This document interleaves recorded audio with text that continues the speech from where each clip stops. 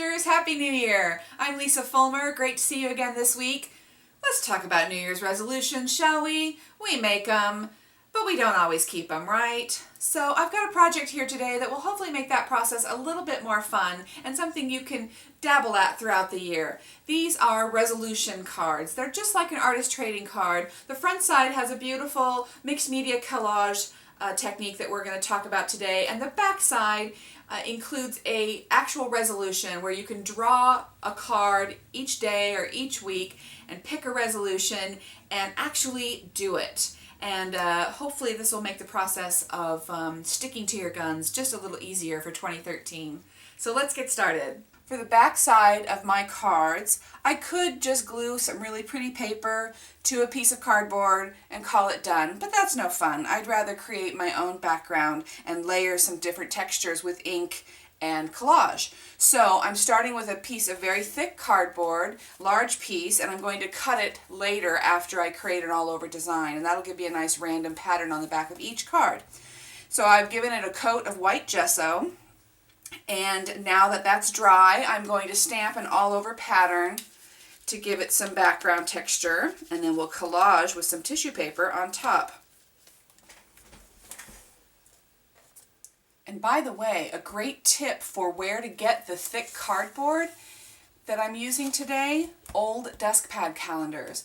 When you see them on sale on closeout in your office supply store for last year, pick up some because you've got the back side of these papers that make a great workspace. You can just flip this whole pad upside down. Plus you've got the cardboard on the back that's really stiff and great for all kinds of projects. Once your background is all inked and dry, now we're going to take some collage medium and some torn pieces of tissue paper. This is unreal paper, which has a really nice organic texture, and it has little bits and pieces of leaves and things inside it as well, but it comes out nice and clear when it's decoupaged. So we're just going to create a random little mosaic overlapping the pieces slightly. So we're just going to paint a little of the medium, lay the tissue down, and then cover over it. Once your cardboard is completely dry, you can trim it to size. We're going to work with cards that are 2.5 by 3.5, the same size as artist trading cards. So you're going to line up your cardboard on your cutting mat and measure 3.5 inches and very carefully cut it with an X-Acto blade. And because the cardboard is thick, it might take a couple of slices. So do your first slice with a medium pressure so that you don't stray from the line, and then come back in and do a second slice to take it all the way to the bottom. And when you have that first clean strip that's 3.5 inches wide, you're going to cut it into 2.5-inch sections. Line everything up on your cutting mat with your large ruler and slice. And then take a paint marker and mark your edges, give them a little color, finish them off. Then we're going to give our card one last touch. I have this rubber stamp of a sunburst, and I'm going to stamp it a little bit off center. And while it's still wet, sprinkle on some gold embossing powder. Tap off the excess and then heat it up with your embossing tool. You don't want to put the embossing tool too close to the surface. You don't want to melt the decoupage medium. And after just a few moments, the gold will appear like magic.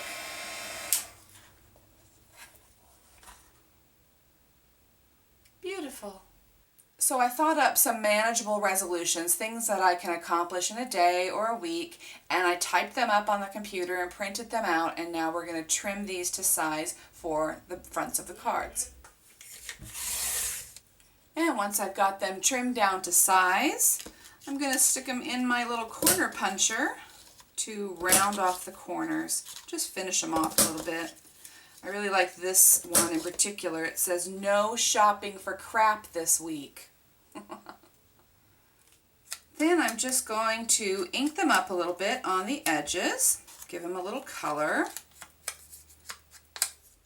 You can punch up the border just a little bit more with some faux stitches that you just mark with a fine tip black pen. So for the background of my resolution card, I'm going to take a nice bright color of cardstock and some pretty sequin waste, and I've cut this to size 2.5 by 3.5, and I'm going to take some of my clear gel tacky glue to attach the sequin waste to the back of the card. Just spread it around a little bit and line it up. And give it a press. And once that's dry, I'm going to take a little more tacky glue and position my resolution. I'm going to put it at a little bit of an angle right at the top of my card. So now you've got your resolution, but you need some accountability, right? So I'm going to use all these holes in the sequin waste like little check boxes. And when I draw this card and I actually do it, I'm going to take a little bling and I'm going to fill in one of the holes with a little rhinestone. With any luck, a lot of these will be filled in by the end of the year.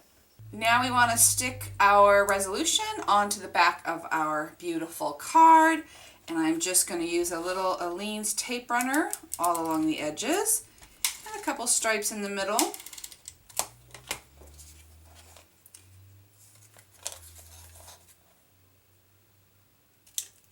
And there you have it. It's durable, it's beautiful, it's inspiring, and hopefully it will make the process of New Year's resolutions a little more fun. I hope that was fun for you, and I hope you'll make your own resolution cards for the new year. And hey, if anyone's game for swapping, call me. I'm Lisa Fulmer, and I think it's cool to craft. Happy 2013.